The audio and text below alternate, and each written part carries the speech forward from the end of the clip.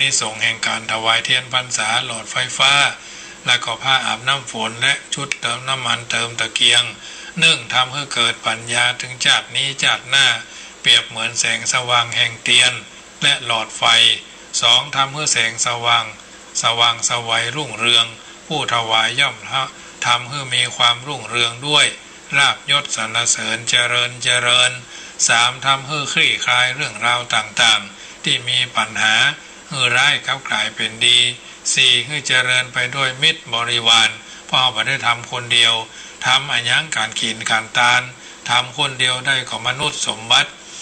ร่วมกันก็ได้บริวารสมบัติร่วมกันตัวยทำกันตัวยก็ได้สวรรค์สมบัติเมื่ออารมณ์หายตายจากก็จะได้นิพพานสมบัติประการที่5ย่อมเป็นที่ฮักของมนุษย์และเทวดาสัมภเวสีพระอินทร์ก็ชื่นชมพระพรหมก็อนุโมทนา6เมื่อลมหายตายจากละจากมนุษย์มงคลไปสู่ปรโลกไปหน้าย่อมมีกายทิพย์อันสว่างสวัยแจ่มจรัสในหน้าภาอากาศกลางเวหาประการที่7เมื่อลาโลกนี้ไปแล้วย่อมไปสู่สุขติโลกสวรรค์ประการที่8หากบารมีมากพอย่อมทำให้เกิดดวงตาทิพจักษุตาทิพหูทิพเป็นปัญญาหู้แจ้งเข้าสู่พระนิพพานอานิสงส์แห่งการถวายผ้าอาบน้ำฝนก็เหมือนกันด้วยอานิสงส์ที่ตัวได้ทำตลอดจนน้ำมันเติมตะเกียงบุญกุศลที่บำเพ็ญในคราวครั้งนี้ขึ้นชื่อว่าความยากจนเข็นใจไร้ทรัพย์อย่าได้มีในชาติต่อไปจนถึงพระนิพพานและขอให้พบพระศาสนาแห่งพระศรีอริยเมตไตรไปใจเพราะฉะนั้นมีโอกาสมีจังหวะญาติโยมจะไปกินไปทานด้วยก็ได้กึศจะได้ค่อยใจถึงแปลงใจตึงเมื่อจบรายการแล้วหรือวันว่างๆกลางวี่กลางวันก็โทรกันได้ท่านมีเพื่อนมีมิตรแก้วสหายคำก็สามารถแจ้งความประสงค์ได้เทียนพรรษา10 เล่มมีเจ้าภาพแล้วครบบริบูรณ์และก็ชุดหลอดไฟฟ้ายังเหลือแถมประมาณ70 ชุดเพิ่นมีมาขึ้นวันละชุด2 ชุดเรื่อยๆญาติโยมอันนี้ทางนั้นก็ถือว่ามีโอกาสก็กินต้านกันได้บอกเพื่อนบอกปุ้นบอกมิตรอาจจะเป็นวันคล้ายวันเกิดวันสำคัญอย่างวันพรุ่งนี้วันคล้ายวันพระราชสมภพสมเด็จพระนางเจ้าสิริพระนางเจ้าที่รัชกาลที่10เนาะพระบรมราชินีในรัชกาลที่10ครบรอบวันคล้ายวันพระราชสมภพ3 มิถุนาเอาท่านทั้งหลายก็พอในเฟซในไลน์กันเป็นส่วนใหญ่อันนี้ก็เป็นส่วนหนึ่งที่สามารถเอากระทำบำเพ็ญกันได้เอาทำแล้วเพื่อเกิดความสิริมังคละแก่ตัวแก่ตน3 มิถุนาวันเฉลิมพระชนมพรรษาสมเด็จพระนางเจ้าสุธิดาพัชรสุธาภิมลรักษ์พระบรมราชินีขอทรงพระเจริญอาตมาภาพในนามของพระเจ้าประสงค์จัดรายการเสียงธรรมก่อนรับตาตั้งสถานีวิทยุคลื่น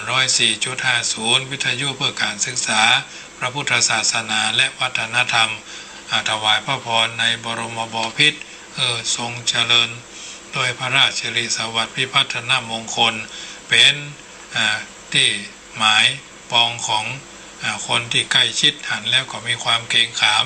สมดังการถวายดิเรกของพระเจ้าประสงค์เป็นบาลีมคธภาษาว่าอติเรกวัสสะทังชีวตุอติเรกวัสสะทังชีวตุอติเรกวัสสะทังชีวตุทีคายุกาโหตุอโรคาโหตุทีคายุกาโหตุอโรคาโหตุสุขีตาโหตุสุทิตาปรมราชินีสิทธิกิจจังสิทธิกัมมังสิทธิลาโภยะโสนิจังสุทิตาปรมราชินิยาภวตุสัพพทาขอถวายพระพรเนื่องในวโรกาสวันเฉลิมพระชนมพรรษาสมเด็จพระนางเจ้าสุทิตาพัชรสุธาภิมลลักษณะพระบรมราชินี3 มิถุนาพุทธศักราชา2563 ธรรมาภาพในนามพระเจ้าประสงค์จัดรายการเสียงธรรมก่อนรับถาตั้งสัจจะอธิษฐานโดยพุทธคุณธรรมคุณสังฆคุณศีลธรรมกรรมฐานข ของญาติโยมกัลยาณมิตรทุกคนที่ฟังอยู่ทางบ้านน้อมจิตน้อมใจถวายเป็นพระราชกุศลเสริมพระราชสิริสวัสดิ์พิพัฒนมงคลเจริญยิ่งนาน100 พระวาสาตลอดจีรทิฏฐิการยาวนานจึงขอถวายพระพรไว้ณที่นี้เอาละญาติโยมสาธุชนท่านผู้ฟังทั้งหลายช่วงแรกก็จะได้เปิดสายให้ญาติโยมโทรเข้ามาเนอะก็จะได้ค่อยจะเติงแปลงจะเติง0861875325 โทรเข้ามาได้เบอร์นี้ก็คงจะยังบัดรับมานอนยังกันเตือนเนาะอากาศร้อนวันนี้เป็นจะได้ทั้งได้ฝนตกฟ้าห้องโทรศัพท์เข้ามาเด้อ0861875325 เสียง1 สาย 1 ศรัทธาอยู่จุดไหนถ้ามีโอกาสก็โทรมาถ้าเป็นฟ้าเป็นฝนก็ไม่ต้องโทรเข้ามาก็ได้เนอะอันตรายรายการเสียงธรรมก่อนรับดาทุกคืนวันอังคารทุ่ม20 นาทีถึง4 ทุ่มช่วงแรกปูชาไฟไหว้พระเทศนาธรรมประกาศอนุโมทนาแล้วก็จะเอาเข้าสู่ธรรมะ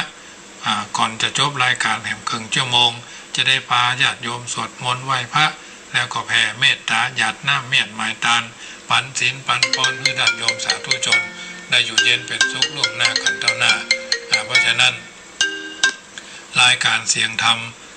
ก่อนรับตานี่ก็เป็นส่วนหนึ่งที่ได้รับเมตตาจากสถานีวิทยุ104.50 เมกะเฮิรตซ์วิทยุเพื่อการศึกษาพระพุทธศาสนาและวัฒนธรรมเป็นคลื่นเพื่อการศึกษาพระพุทธศาสนามีโอกาสมีจังหวะก่อนน้อมเอิญเจริญพรเนอะโทรเข้ามาได้ที่0861875325 ถ้าไม่ได้โทรเข้ามาก็บ่เป็นยังอาจจะอยู่ในระหว่างทำกิจกรรมอันยังสวดมนต์ไหว้พระกะอันยังกะบางท่านก็กดไลค์กดแชร์เข้ามาหลายรูปหลายตนหลายคนหลายท่านเป็นต้นว่าโยมคริสนาฟองมูลลีแม่เลี้ยงล้อรถกง11บ้านพระบาทโยมแม่จิรพันธ์โมป้อท่านอาจารย์วัดหนองเหียงโยมแม่ครูเหรียญทองชันดีโยมพี่ล้านลักษัตก็ขออนุโมทนาไว้ณที่นี้ที่คือกำลังใจเจริญพรนมัสการเจ้าปิดวิทยุเนอะเจ้าเสียงฟังชัดเจนเนาะชัดเจนดีเจ้าเป็นกำลังใจให้มันกันเนอะเจ้าเป็นกำลังใจเจ้าเมื่อนั้นไม่ได้เพราะข้อมีเวลาขายของเจ้ามือผมว่างเลยเนาะมือผมว่างน้ำขึ้นให้รีบตักกะมันก็ประมาณก็ได้แล้วก็เหมือนจะก้อนเจ้าก็พอไปได้เนาะเจ้าพอขายได้มันมาเรื่อยๆเดี๋ยวก็มันลุ่มกันมานะคนขายครัวนี่ผมเป็นต้องการคนลุ่มมานะมาเรื่อยๆเนาะเจ้ามาเรื่อยๆยังแขวนนะมันมาอิดถ้ามีโอกาสจะได้ไปอย่าตาประธานันตรามไปแอลวัดกุนเนอร์มาเลยมาชมสวนสัตว์เปิด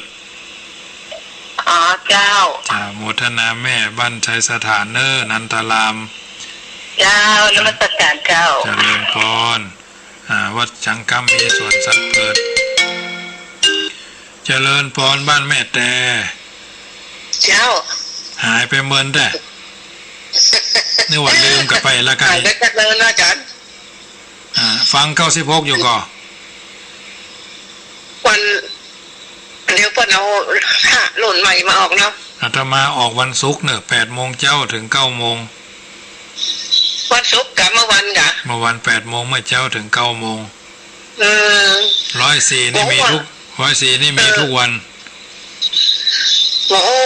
อาจารย์ออกแล้วออกไปได้ติ่นแล้วหรอตังวันเอา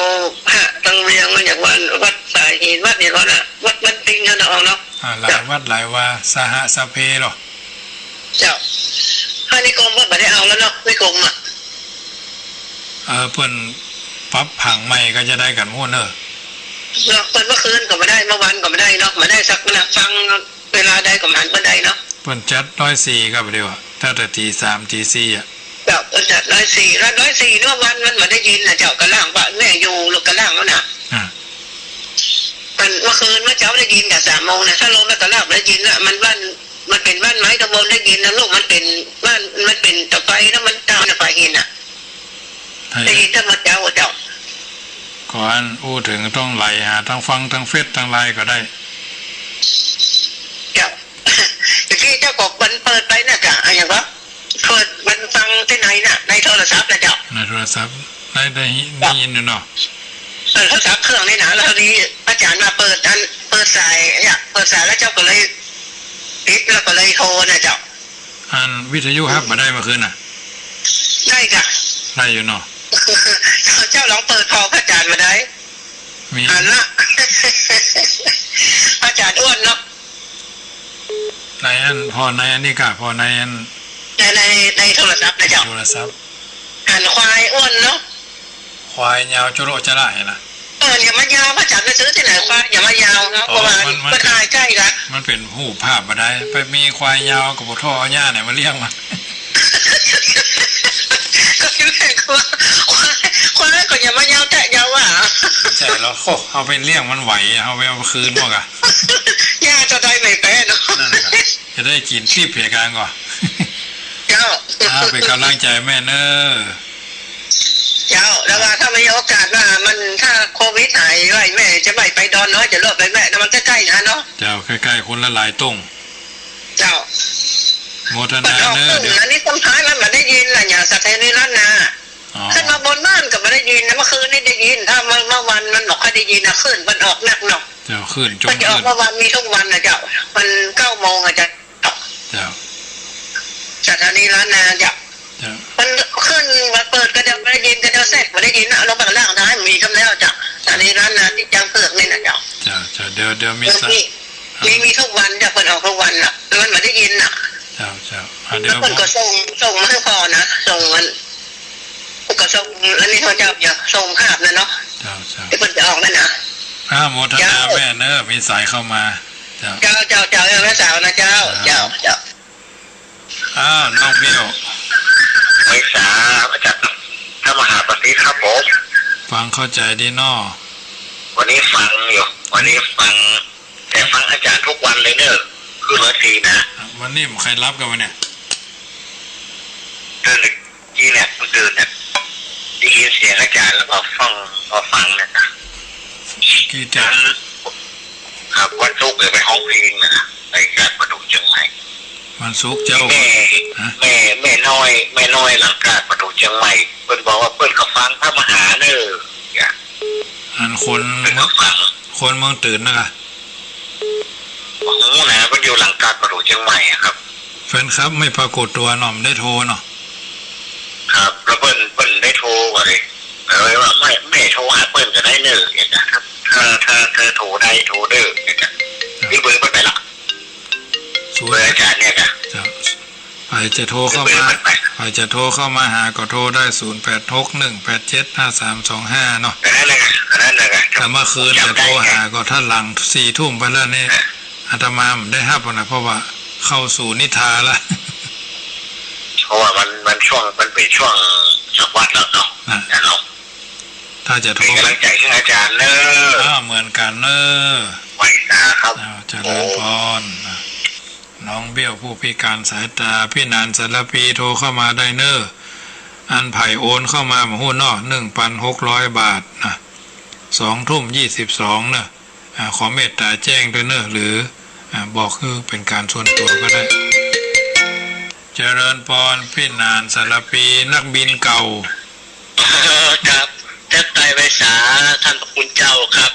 โอ้แต่พระคุณเจ้าพระธรรมเทศนาวันนี้มีความลึกซึ้งเป็นอย่างนักแล้วก็อันพิจารณาไปตามเนื้อธรรมโอ้มันปฏิบัติจะยากเหมือนกันเนาะว่าใช้ขันติธรรมหนักเหมือนกันนะครับเนาะมันระดับกลางมันครับคือซับมันก็พอเข้าใจอยู่เพราะว่าท่านเจ้าได้เทศนามันไขปริศนาธรรมแล้ว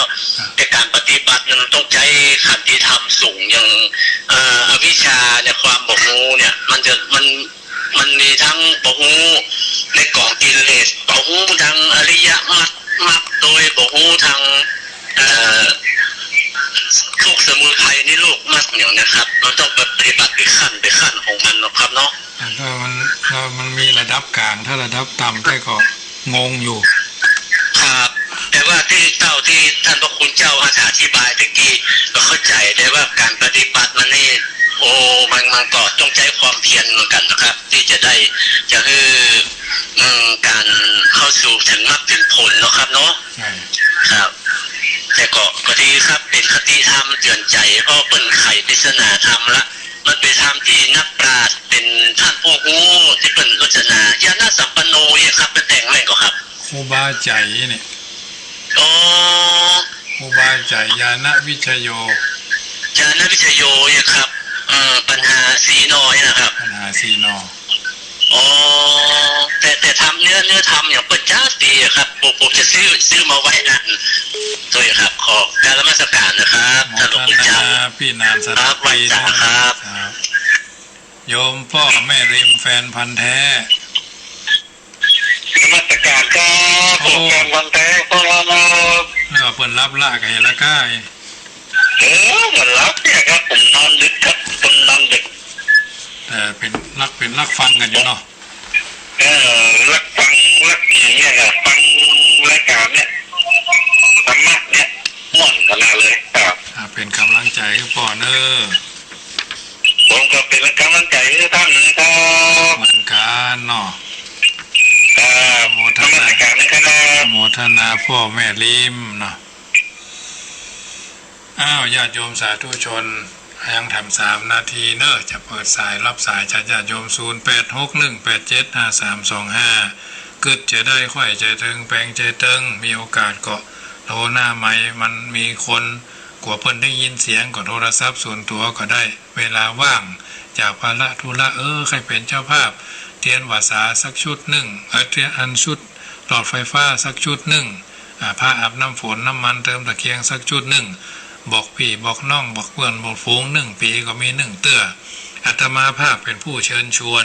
อาตมาภาพก็เป็นผู้เป็นสะพานบุญจะได้หล่อจะได้หลอมได้ปาเอาส่วนบุญส่วนกุศลไปสู่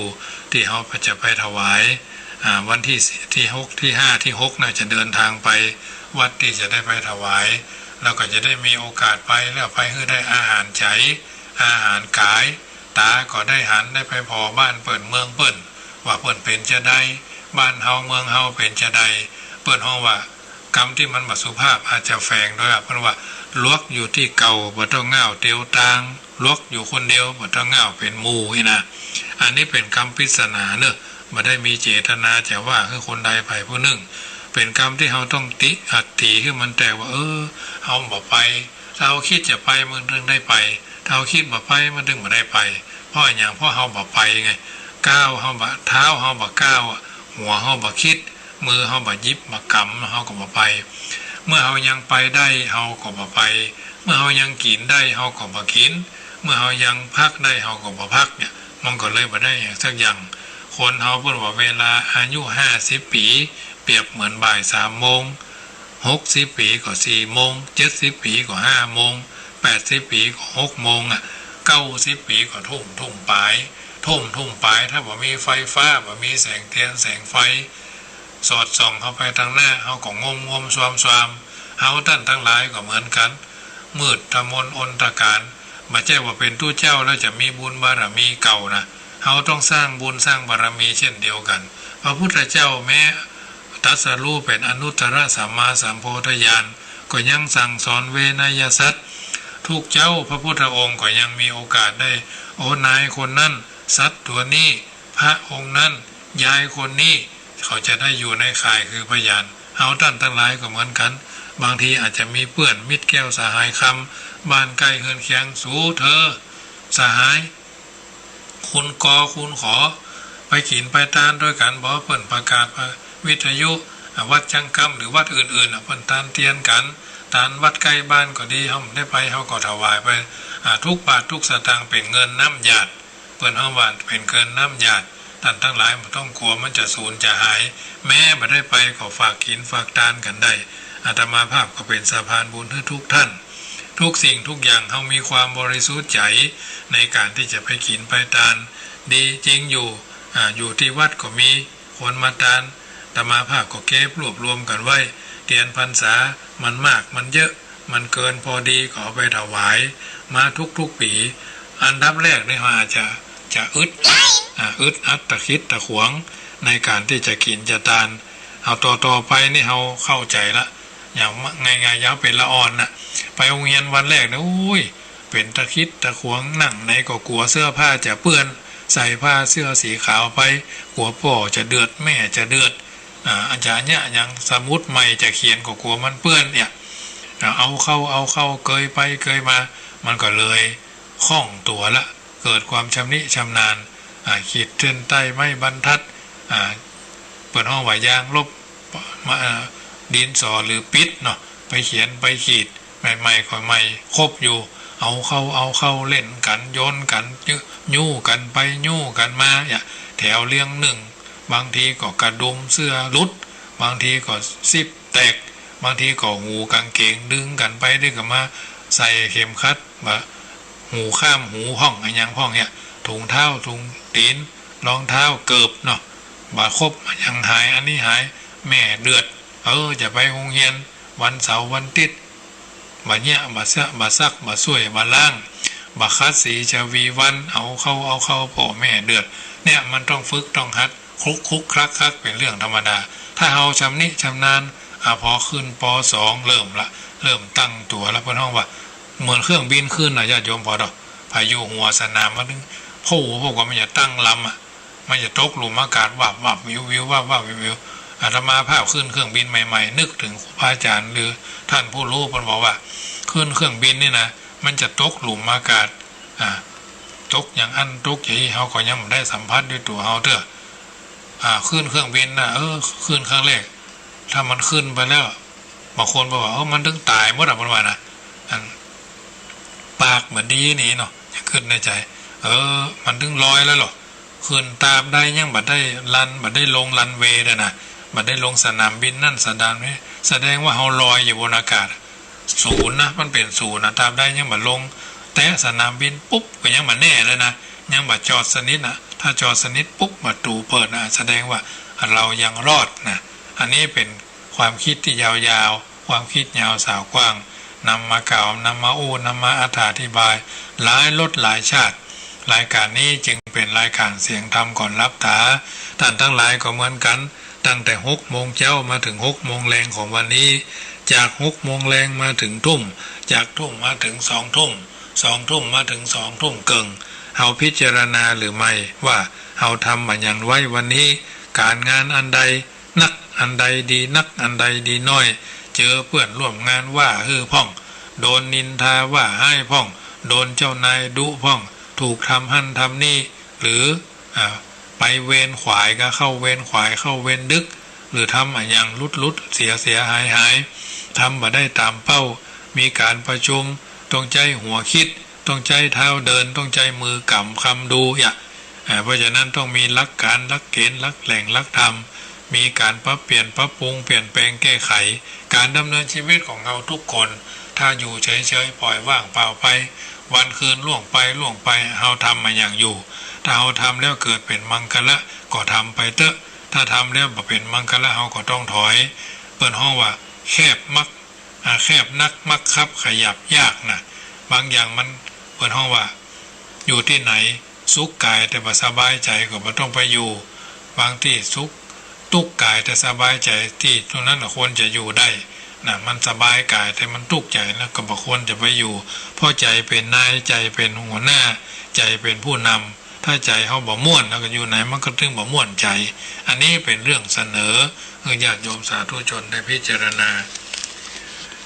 ค่ำคืนของวันนี้หลังจากที่ฟังพระธรรมเทศนาสรุปไปแล้วก็จะได้อู้ธรรมะเรื่องของเพิ่นห้องว่าธรรมะเพื่อชาวบ้านตอนอานุภาพแห่งสัจจะและขันติและกตัญญูซึ่งเรื่องนี้ญาติโยมอาจจะเคยได้ยินอยู่แล้วอาจจะคับคาหรือไม่ทุกสิ่งทุกอย่างก็ถือว่าเป็นสิ่งที่เราท่านทั้งหลายต้องพิจารณาเพื่อเข้าใจในการที่ได้มีโอกาสอานุภาพของพระโพธิสัตว์ในการเป็นผู้ประสงค์จะฟังธรรมเพิ่นบอกว่าความเศร้าโศกย่อมเกิดเพราะความฮัก ภัยย่อมเกิดเพราะความฮักบุคคลพ้นจากความฮักแล้วความเศร้าโศกภัยแต่ที่ไหนๆย่อมบ่มีความเศร้าโศกย่อมเกิดเพราะตัณหาภัยย่อมเกิดเพราะตัณหาเมื่อบุคคลพ้นจากตัณหาแล้วความเศร้าโศกภัยแต่ที่ไหนๆก็บ่มีความเศร้าโศกย่อมเกิดเพราะกามความใคร่ภัยย่อมเกิดเพราะกามเมื่อบุคคลพ้นจากกามแล้วความโศกภัยแต่ที่ไหนๆก็บ่มีสมัยหนึ่งมีเรื่องเล่าว่าพระพุทธเจ้าของเฮาประทับสำราญพระอิริยาบถณพระวิหารเชตวันใกล้พระนครสาวัตถีทรงปรารภถึงตานะปารมีของพระองค์ที่ภิกษุทั้งหลายกล่าวสรรเสริญในโรงธรรมสภาว่าน่าอัศจรรย์ยิ่งนักผู้มีอายุสมเด็จพระผู้มีพระภาคพระบรมศาสดาบทรงอิ่มบทรงเบื่อหน่ายด้วยการบำเพ็ญทานก็พระองค์ทรงบวชเป็นพระวักกริกพราหมณ์แล้วก็ประทานอรหัตผลในคราวเดียวกันอย่างเร็วพลันจึงตรัสบอกถึงความน่าอัศจรรย์ว่าเฮาตถาคตดำรงอยู่ในความเป็นพระพุทธเจ้าทำเหตุดังกล่าวได้น่าอัศจรรย์บ่เหมือนเมื่อครั้งที่เขายังเป็นปุถุชนได้บำเพ็ญพุทธทานการบริจาคบุตรทานทานบริจาคภรรยาอัตทานบริจาคตัวเก่าเพื่อประโยชน์ที่จะได้ฟังธรรมในอดีตการนั่นได้ทำเหตุน่าอัศจรรย์ว่าจึงได้อัศจรรย์กว่าจึงได้กล่าวอดีตนิทานชาดกเมื่อครั้งเสวยพระชาติเป็นพระเจ้าสุรูปราชครองราชสมบัติในนครอินทปัตมาเล่าให้เจ้าภิกษุทั้งหลายฟังว่า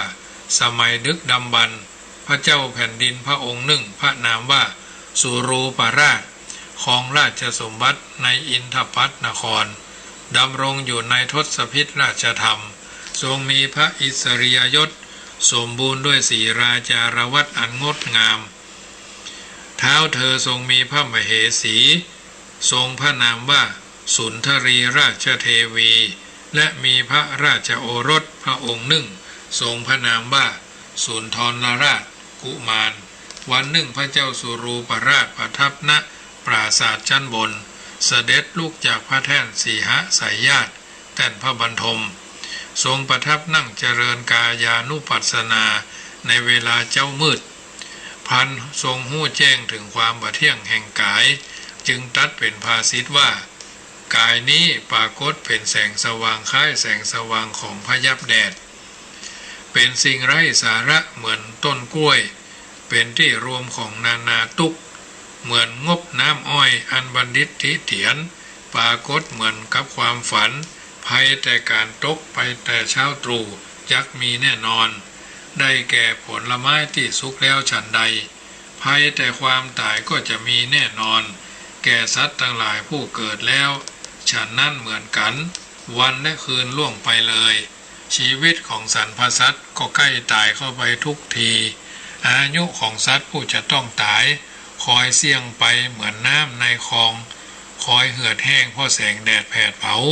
และเหมือนหยาดน้ำค้างบนใบหญ้าเมื่อถูกแสงสุริยาส่องแห้งขึ้นแต่ละเจ้าพอพระอาทิตย์ขึ้นมาก็เหือดแห้งไปเพราะดวงอาทิตย์ดูดน้ำขึ้นไปอายุของคนเฮาย่อมถึงแก่ความตายย่อยยับไปรวดเร็วอย่างนี้สมัยต่อมาพระโพธิสัตว์ทรงลำพึงว่าจะทำอย่างใดกันเนาะเฮาจึงจะได้ฟังธรรมจึงรับสั่งถามมูฮัมหมัดก็กราบทูลว่าขอเดชะพระราชอาญาไม่พ้นเกล้ามีแต่เสียงประกาศกันคึกโครมว่าพระพุทธเจ้าพระธรรมเจ้าพระสังฆเจ้ามานานนับเป็นเวลาหลายร้อยกับพันกับหมื่นกับและแสนกับมาแล้วพวกเก้ากระผมยังไม่เคยเห็นพระพุทธเจ้าพระธรรมพระเจ้าและพระสงฆ์ที่ไหนเลยพระเจ้าข้า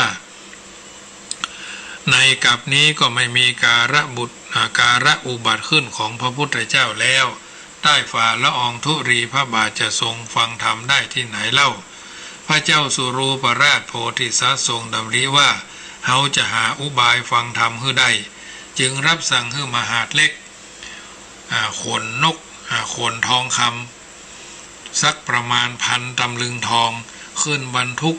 บนหลังจ้างฮือเอวประกาศบอกไปว่าผู้ใดไผก็ตาม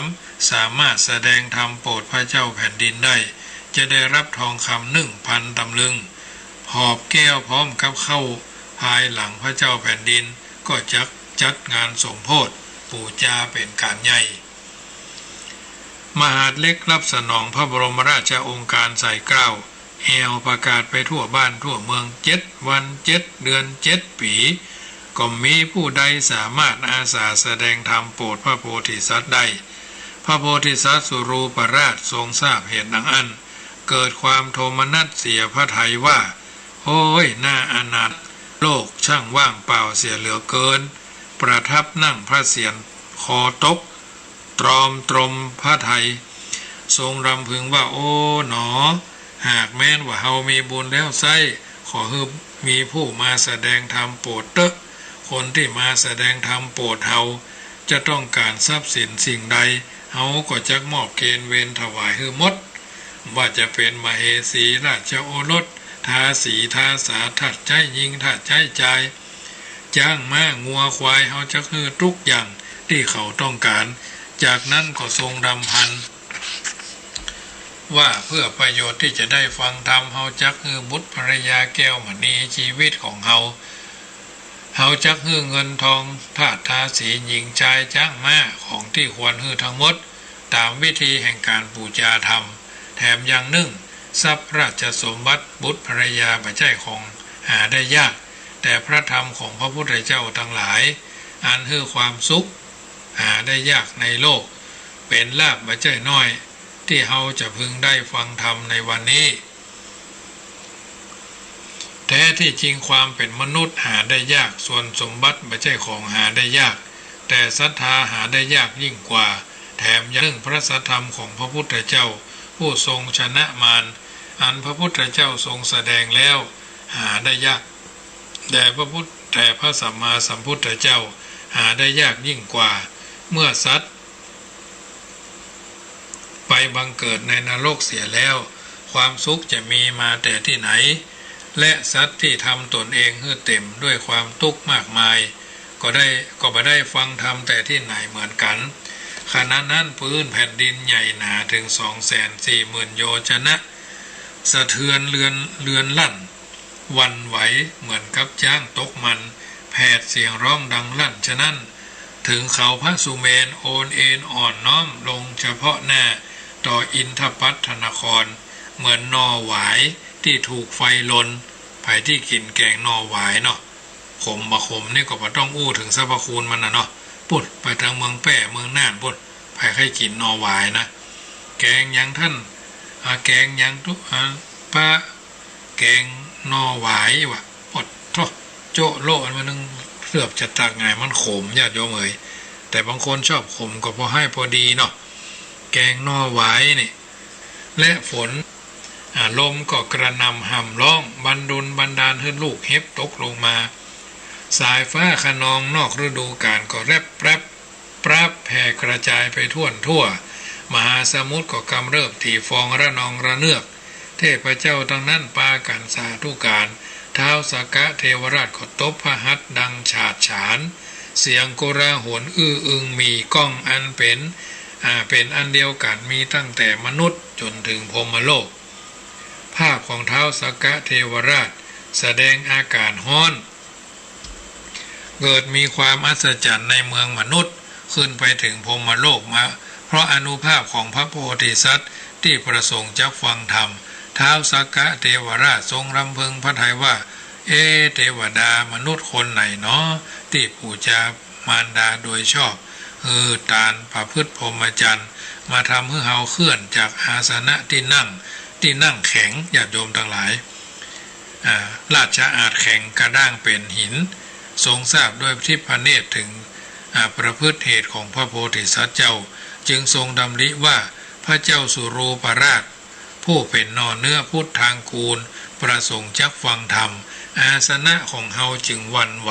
เพราะอานุภาพของพระองค์เฮาจะทดลองดูน้ำพระทัยของพระองค์พอก่อนจากนั้นจึงเสด็จลงมาจากสวงสวรรค์ดาวดึงส์เนรมิตตนเป็นยักษ์ร่างน่ากลัวมีในตาแดงลุกโซนเหมือนไฟมีผมสีแดงยืนอยู่ตรงหน้าพระพักตร์ของพระเจ้าสุรูปราชโพธิสัตว์พระเจ้าสุรูปราชโพธิสัตว์จึงตรัสถามว่ามหายักษ์ท่านมาที่นี่ประสงค์อะไรยังยักษ์แปลงมาก็ตอบว่าดูก่อนท่านราชาธิราชผู้เป็นใหญ่ในมนุษย์และในทวีปทั้งสี่ข้าพเจ้ามาก็เพื่อประสงค์จะแสดงธรรมพระเจ้าสุรูปราชโพธิสัตว์ก็กล่าวว่าสาธุดีทีเดียวคำอู้ของท่านเป็นที่พอใจของข้าพเจ้ายิ่งนักท่านมาดลใจของข้าพเจ้าทำให้ข้าพเจ้าทำให้ใจของข้าพเจ้าเต็มเปี่ยมด้วยน้ำด้วยหม้อน้ำยักษ์ที่แปลงมาก็บอกว่าข้าพเจ้ามาที่นี่ประสงค์จะแสดงธรรมแก่ท่านจริงๆพระเจ้าสุรูปราชโพธิสัตว์ฟังคำอู้ของยักษ์แปลงแล้ว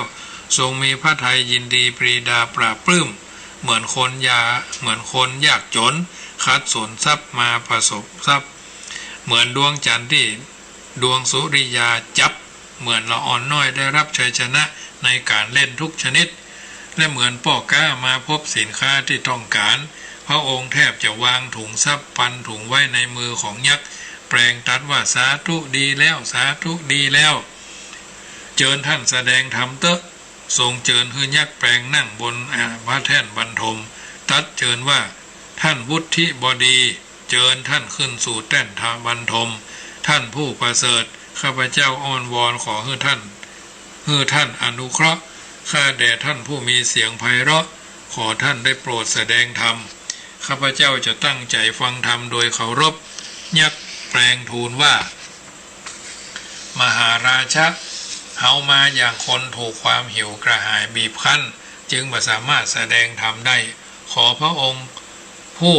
ดุจคดจสารทรงทราบอย่างนี้พระเจ้าสุรูปราชโพธิสัตว์ทรงยกพระกยาหารอันเป็นส่วนของตัวมาพระราชทานให้แก่ยักษ์แปลงบริโภคอาหารนั้นพระเจ้าสุรูปราชโพธิสัตว์จึงตรัสถามว่าทำไมท่านจึงบริโภคอาหารเพราะท่านอยากกินข้าวไปใจกาเนาะคำอู้พื้นเมืองเขานะยักษ์แปลงก็บอกว่าพระองค์ทรงทราบหรือพระโพธิสัตว์ก็บอกว่าไม่ทราบยักษ์แปลงก็บอกว่ามหาราชมหาบพิตรเฮากินแต่เนื้อมนุษย์ที่ยังเป็นอยู่พร้อมทั้งเลือดสด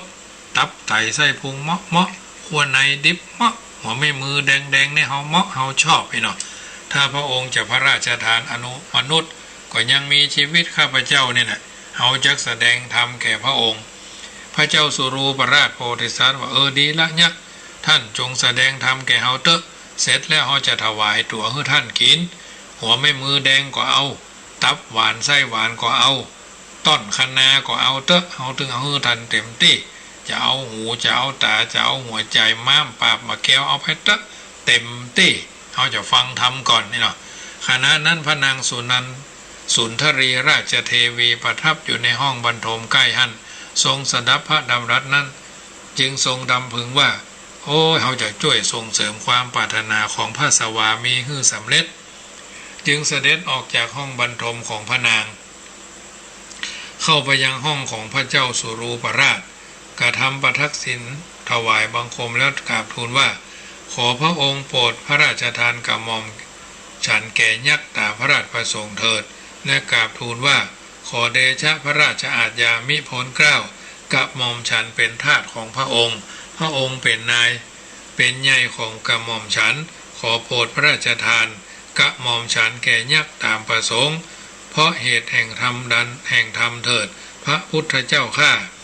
ถ้าโทษอันใดของเก้ากับผมมีอยู่หรือกะและกรรมอันเป็นบาปทุจริตที่เก้ากระหม่อมกระทำไปตามด้วยกายวาจาหรือใจขอโปรดพระราชทานอภัยโทษนั้นแก่เก้ากับผมด้วยเถิดพระเจ้าสุรูปราชโพธิสัตว์สดับคำทูลของพระนางสุนทรีราชเทวี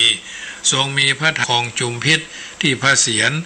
จับพระหัตถ์พระราชทานพระนางให้แก่ยักษ์แปลงโดยตรัสว่ายักษ์เอ๋ยเฮาจักให้ภรรยาแก่ท่านแล้ว เฮาฮักธรรมยิ่งกว่าภรรยาตลอดกาลความนาฏตานนี้จุงบันดาลให้เฮาได้เป็นพระพุทธเจ้าเฮาจักช่วยขนหมู่สัตว์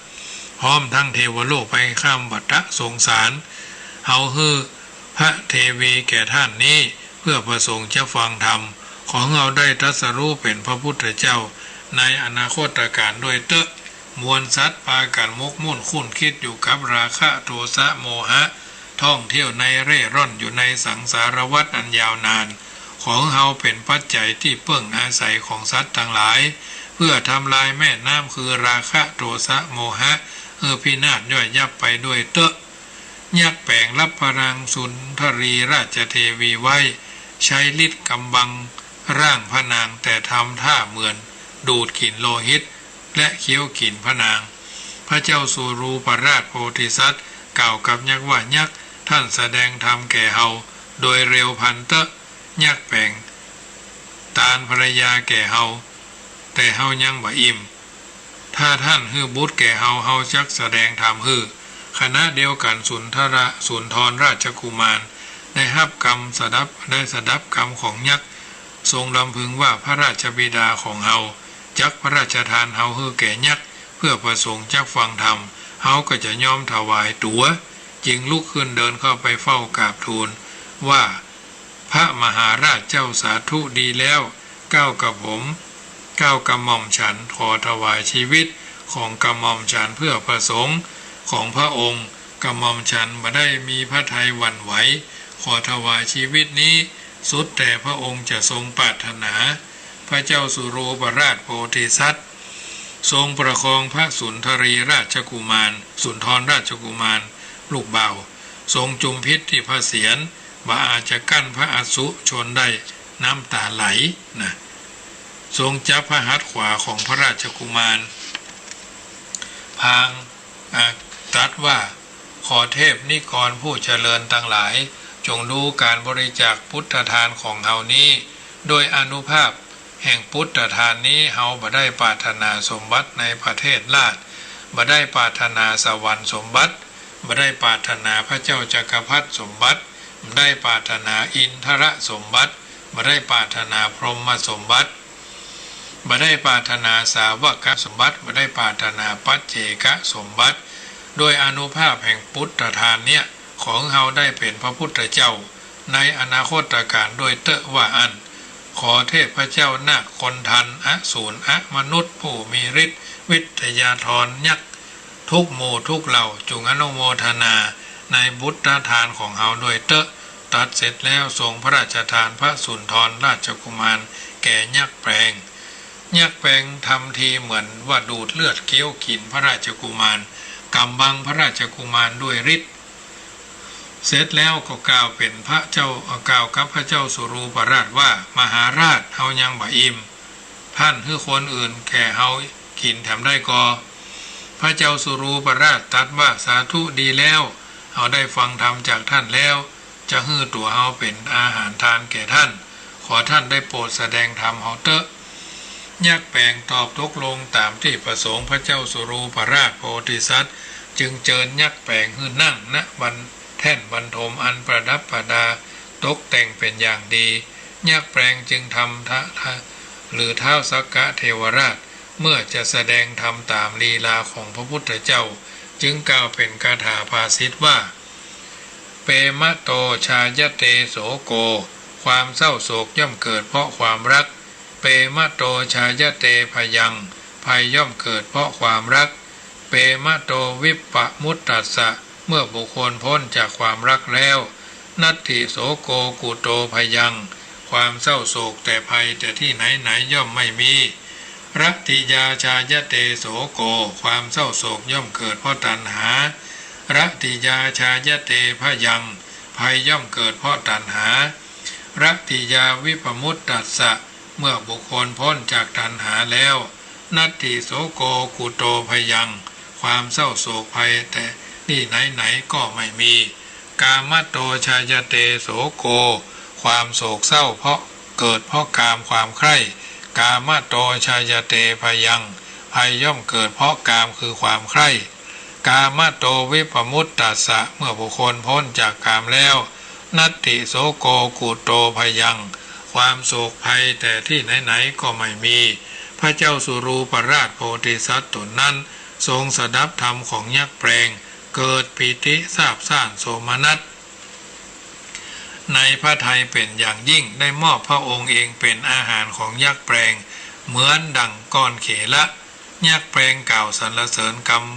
น้ำพระทัยของพระเจ้าสุรูปราชที่มั่นคงต่อพระโพธิญาณจึงคลายฤทธิ์แสดงพระนางสุนทรีราชเทวี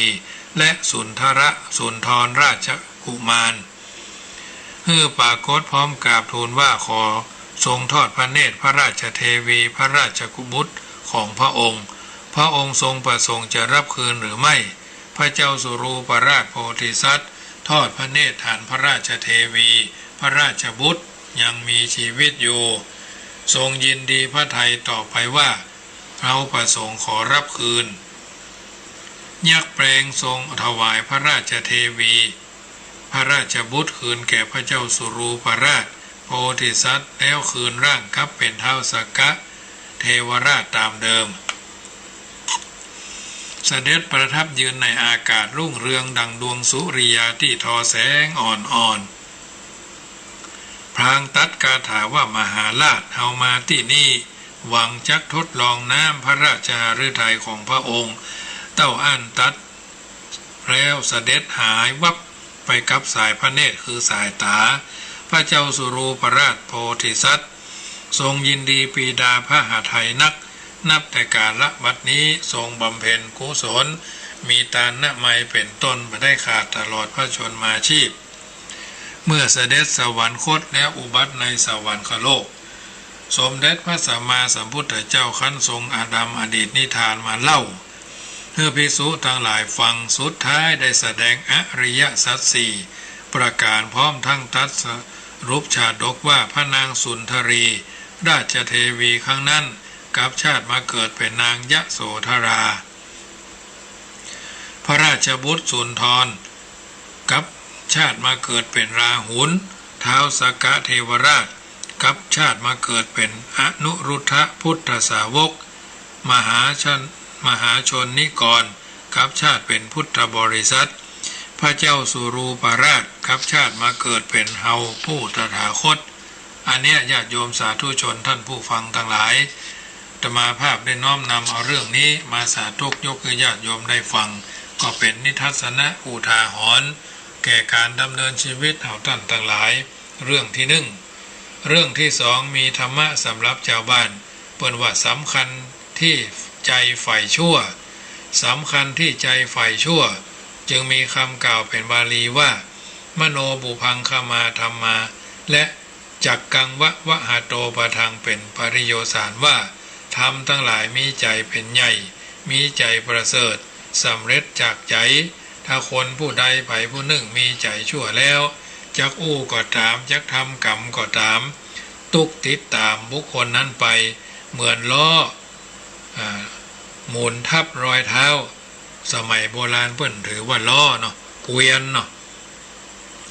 ติดตามรอยเท้าโคทึกที่ลากเกวียนไปฉะนั้นเรื่องมีย่อๆว่าพระเถระจักขุบาลองค์นี้เมื่อครั้งเป็นฆราวาสท่านเป็นบุตรของกุดุมพี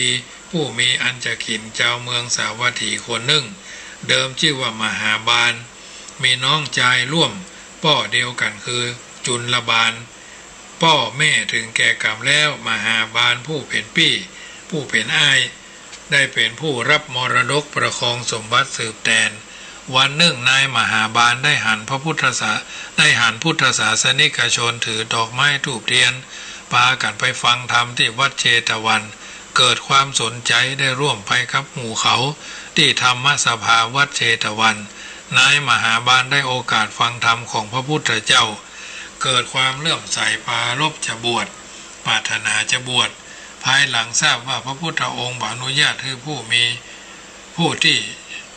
ยังบาลาญาติบวชจึงกลับมาบ้านบอกลานายจุลบาลผู้เป็นน้องบ่าวว่าตัวจะบวชอ้ายจะบวชเลื่อนน้องเหยขอยกทรัพย์สมบัติทั้งหมดคือครอบครองนายจุลบาลได้พยายามอ้อนวอนว่าอ้ายจะไปเถอะละ เฮาละข้าเจ้าว่าละหม่อมฉันไว้คนเดียวกายังบ่ายกสมบัติทั้งทั้งมนบ่ใครได้ตัวพี่อ้ายไว้อยู่พี่ชายของตนกับใจอย่าเพิ่งบวชในขณะนี้ขอให้อยู่ร่วมเป็นเพื่อนกันไปก่อนพอแก่พอเฒ่าค่อยบวชเตอะแต่นายมหาบาลได้ปฏิเสธว่าน้องเอ๋ยอ้ายได้ฟังธรรมของพระพุทธเจ้าแล้วเกิดความเลื่อมใสใครจะปฏิบัติธรรมนั้นถ้าอยู่ครองเรือนกลัวจะปฏิบัติมาได้เต็มที่ติดปริโภทกังวลเพราะร่างกายอวัยวะมันแก่ลงไปถึงวันเนาะห้ามมันก็บ่ฟังทั้งมันก็บ่อยู่ในอำนาจหัวดำมันจะขาวเฮาก็ห้ามบ่ได้เขี้ยวเต็มปากมันจะลุดก็บ่ได้หนังบ่ฮื้อย่อนบ่ฮื้อยานบ่ฮื้อแตะเตาะแตะเต่งตึงตรงเต็งต้องตายก็บ่ได้เพราะฉะนั้นตาหูจมูกลิ้นกายใจผมขนเล็บฟันหนังห้ามบ่ฮื้อมันหย่อนมันยานมันหืมมืดตึกก็บ่ได้แล้วอ้ายจะน้องจะฮื้ออ้ายบวชตอนแก่มันไปได้ไม่อย่างน้องเหยนายมหาบาลตัดใจออกบวชทั้งในขณะที่น้องชายร้องร่ำไห้อ้อนวอนเป็นน้ำหูน้ำตาว่าฮือเนาะพอหน้าขั้นบวชแล้วท่านได้ศึกษาปฏิบัติวัตจริยาศีลาจารวัตในสำนักของอาจารย์และอุปชาเมิน5 พรรษาป๊อปแป๊บไวเหมือนโกหกได้5 พรรษาแล้วจากนั้นได้เข้าทูลขอเรียนพระกรรมฐานจากพระพุทธเจ้าและชวนภิกษุรูปอื่นๆแถม60 รูปออกเดินธุดงค์ไปจำพรรษาที่หมู่บ้านชายแดนแห่งหนึ่งหมู่เจ้าบ้านหันพระมากันมากรูปก็มีใจเลื่อมใสต่างปวารณาถวายความอุปถัมภ์ด้วยปัจจัย4นิมนต์ให้ท่านอยู่จำพรรษาที่หมู่บ้านหันวันเข้าวสามหาบาลได้สมาทานเนสัชชิกะธุดงค์องค์แห่งภิกษุผู้ถือการนั่งเป็นวัดคือนั่งและบ่ยอมนอนเนาะเนกัดสมาทานเนกัชิกะธุดงค์นั่งเป็นวัดไม่ยอมนอนตลอดพรรษาและพอปฏิบัติผ่านไปได้เพียงวันเดียวคืนเดียวเนาะหมอตาในวันเดียวคืนเดียวโรคตาก็เกิดขึ้นเจ็บตาภิกษุรูปอื่นๆทราบเรื่องจึงพาท่านไปหาหมอตาที่อยู่ในหมู่บ้านหั่นหมอตาตรวจดูแล้วถวายยามาหยอดแต่เวลาจะหยอดยาพระเถระต้องนั่งต้องนอนมานอนหยอดต้องนั่งหยอดมานอนหยอดเพราะเกรงว่าจะเสียคำปฏิญาณที่ตั้งสัจจะอธิษฐานเอาไว้ฉะนั้นตัวยาจึงบัดตันได้ซึมซับเข้าทั่วในตาก็ไหลออกหมดวันหนึ่งหมอยามาแอวหาดูอาการทราบการกระทำของท่านจึงอ้อนวอนขอให้ท่านนอนหยอดตาให้ท่านรักษาตาให้หายดีเสียก่อนจึงค่อยปฏิบัติธรรมเตอะท่านได้นิ่งเสียแม้หมอจะอ้อนวอนสักเท่าใดท่านก็หาเชื่อไม่สุดท้ายหมอกลัวจะเสียชื่อเสียงจึงได้บอกเลิกรักษาท่านเมื่อหมอลากลับไปแล้วพระมหาบาลได้คือโอวาทเตือนตัวเองว่าเจ้าบาลเอ๋ยจงบอกมาสิว่าจะเห็นแก่ตาหรือว่าจะเห็นแก่พระศาสนาเพราะในสังสารวัฏที่ผ่านมาตาของเจ้าบอดมานับชาติไม่ถ้วนพระพุทธเจ้ามีตั้ง100 พระองค์พันพระองค์แม้พระองค์เดียวก็ไม่ทรงกำหนดรู้ด้วยพระญาณบัดนี้เจ้าได้ผูกใจไว้แล้วว่าจะไม่ยอมนอนตลอดพรรษาฉะนั้นตาของเจ้าจะเสื่อมก็ตามจะบอดก็ตามจงรักษาพระศาสนาอย่ารักตาเลยพระมหาบาลขั้นเตือนตัวเองอย่างนี้แล้วได้ตั้งใจบำเพ็ญสมณธรรมอย่างเคร่งครัดต่อไปจนกระทั่งมาถึงคืนวันหนึ่งในพรรษานี้ในพรรษานั้นตาทั้งสองของท่านก็บอดสนิทตาของท่านก็บอดสนิทพร้อมกับกิเลสทั้งหลายคือมดคือเสี่ยงไปจากใจของท่านสำเร็จเป็นพระอรหันต์สุขวิปัสสกะ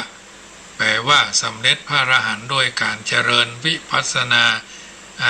เพียงอย่างเดียวและเรียกขานท่านในนามใหม่ว่าพระเถระจักขุบาล ภิกษุรูปอื่นๆทราบข่าวพากันมาเยี่ยมและปลอบใจขอท่านอย่าได้วิตกกังวลอะไรอย่างทั้งสิ้นเราจะได้ช่วยกันปฏิบัติท่านรับใช้ท่านเองแม้พวกเจ้าบ้านก็เช่นเดียวกันพอทราบข่าวก็พากันมาเยี่ยมแสดงความเสียใจและได้ภาวนาความอุปถัมภ์ถ้าส่งข้าวต้มเจ้าเพนเนาะตอนแรงก็ถวายน้ำปานะข้าวสวยตอนเย็นถวายน้ำปานะเจ้าเพนก็ข้าวสวยข้าวต้มเย็นก็น้ำปานะถวายท่านทุกวันไม่ได้ขาดหลังจากออกพรรษาแล้วนายจุลบาลน้องชายของท่านได้ทราบข่าวจึงส่งลูกชายมารับโดยฮื้อบวชเป็นสามเณรเพื่อป้องกันอันตรายต่างๆในระหว่างทางสามเณรฮื้อพระเถระจับปลายไม้เท้าข้างหนึ่งเตียวจุงมาพอถึงกลางทางสามเณรเกิดไปติดใจเสียงเพลงของแม่ยิงหาหลัวหาฟืนที่ร้องเพลงอยู่ข้างต่างจึงทิ้งพระเถระไว้หนีไปร่วมอภิรมย์กับแม่ยิงหาหลัวคนนั้นเป็นเวลาเมินพระเถระหันสามเณรหายไปนานผิดปกติเมื่อสามเณรปิกมาจึงสอบถามพอทราบคำตอบที่สามเณรสารภาพผิดว่าตนถึงศีลวิบัติเสียแล้วท่านได้ปฏิเสธไม่ยอมให้มาเดินจูงไม้เท้าของท่านแม้สามเณรหลานชายจะเพื่องผ้าเหลืองออกนุ่งผ้าคฤหัสถ์แล้วท่านก็ไม่ยอมกับกล่าวว่าเจ้าเป็นสมณะยังผิดศีลเป็นคฤหัสถ์ก็ต้องผิดศีลขอให้ข้านอนกิ้งเกือกตายอยู่ที่นี่เตอะข้าบ่ต้องการให้คนผิดศีลเช่นเจ้ามาถือไม้เท้าของข้าต่อไปถ้อยคำของท่านทำให้หลานชายเกิดความละอายใจจึงหนีเตลิดเข้าป่าไปพระเถระคอยคำหาต่างเดินทางของท่านต่อไปฮ้อนถึงพญาอินทร์สุรินทร์เจ้าฟ้าต้องแปลงเป็นคนเดินทางมาฮับอาสาพาไปส่งที่ศาลาหน้าบ้านของนายจุลบาลน้องชายของท่านและได้ไปส่งข่าวให้เขาทราบตัวนายจุลบาลพอทราบว่าหลวงอ้ายของตัวมาแล้วจึงรีบออกมาพบหันสภาพของหลวงพี่ของตนแล้วมีความเสียใจมากจากนั้นได้พาพระเถระไปพักที่วัดพระเชตวันสร้างกุฏิให้ท่านจำพรรษาและได้ไล่ลูกทาส2 คนในเรือนเป็นไทยจวดจัดบวชเป็นสามเณรไว้คอยรับใช้พระเถระถึงแม้ตาจะบอดทำอันยังบ่สะดวกท่านก็บ่ได้ละเลยทอดทิ้งกิจวัตรท่านปรารภความเพียรแอวเดินจงกรมห้องนั่งสมาธิเจริญภาวนาพ่องเป็นประจำต่อมาคืนวันหนึ่งของฤดูฝนตกฟ้าห้องเทลงมากระหน่ำอย่างนักตัวแมลงต่างๆออกจากที่อยู่ของมันบินกันว่อนไปหมดบางตัวก็ไต่อยู่ตามพื้นดินแม้ในสถานที่จงกรมของพระเถระเต็มไปหมดด้วยตัวแมลงนานาชนิดฉะนั้นเมื่อพระเถระลุกขึ้นมาบำเพ็ญเพียรเดินจงกรมในเวลาใกล้แจ้งจึงเหยียบแมลงเหล่านั้นตายเป็นจำนวนมากรุ่งเช้าขึ้นมาหมู่ศิษย์ของท่านยังบัดทันได้ปัดได้กวาดทำความสะอาดได้มีภิกษุต่างถิ่นมา30 รูปซึ่งมาพักอยู่ที่วัดพระเชตวันตั้งแต่ตะคืนออกเดินแอวชมบริเวณวัดเชตวันได้มาถึงสถานที่จงกรมของพระเถระหันตัวแมลงตายเกลื่อนกลาดอยู่ที่จงกรมจึงถามว่าสถานที่นี้เป็นที่เดินจงกรมของพระรูปใดเมื่อทราบว่าเป็นที่จงกรมของพระเถระจักขุบาลก็กล่าวโจทย์ติเตียนทันทีว่าหมู่ท่านจงดูการกระทำของท่านผู้ที่ได้ชื่อว่าสมณะในเวลาที่ตายังดีๆอยู่พระเถระก็มัวนอนจำวัดเสียบ่ทำความเพียรยังพอเวลาตาบอดกับขึ้นได้เฮาจะบำเพ็ญเพียรจงเดินจงกรมเพราะฉะนั้นถือว่าแต่พอเวลาตาบอดกับกึดว่าเฮาจะบำเพ็ญเพียรเดินจงกรมได้ฆ่าสัตว์ตายเป็นจำนวนมากจากนั้นได้พากันไปเฝ้าพระสัมมาสัมพุทธเจ้ากราบทูลให้ทราบถึงประพฤติเหตุพระสัมมาสัมพุทธเจ้าทรงตรัสถามภิกษุเหล่านั้นว่า หมู่เธอเห็นพระจักขุบาลฆ่าสัตว์เหล่านั้นหรือไม่บาหันพระเจ้าข้าหมู่เธอบาหันพระจักขุบาลฆ่าสัตว์เหล่านั้นฉันใดแม้พระจักขุบาลก็บาหันสัตว์เหล่านั้นเหมือนกันภิกษุทั้งหลายเจตนาเป็นเหตุฆ่าสัตว์ของพระขีณาสพมิจากนั้นพระพุทธเจ้าได้ตรัสถึงบุรพกรรมในอดีตของพระจักขุบาลเถระว่าท่านเคยบวชเป็นหมอตาเตื้อหนึ่งข้างหนึ่งขาวหนึ่งคาหนึ่งรักษาตาคือหันแก่ยิงแก่คนหนึ่งไม่ยิงแก่คนนั้นทำเจ้าเล่ห์กลัวจะต้องเสียเงินรักษา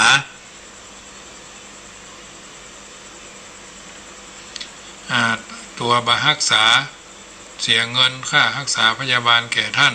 จึงทำให้ว่าโรคตาที่ท่านรักษาอยู่นั่นมันยังหายแต่กลับแย่ไปกว่าเดิมท่านรู้ว่าถูกลวงมีความโกรธมากจึงแกล้งปรุงยาพิษนำไปให้หญิงนั่นหยอดตาเมื่อหญิงแก่นั่นหยอดยาหยอดตาไปตาของนางจึงบอดสนิทถึงสองข้างภิกษุทั้งหลายกรรมที่บุตรของเฮาได้กระทำบำเพ็ญบุตรของเฮาได้ทำไว้ตั้งแต่ครั้งกะนั้นติดตาม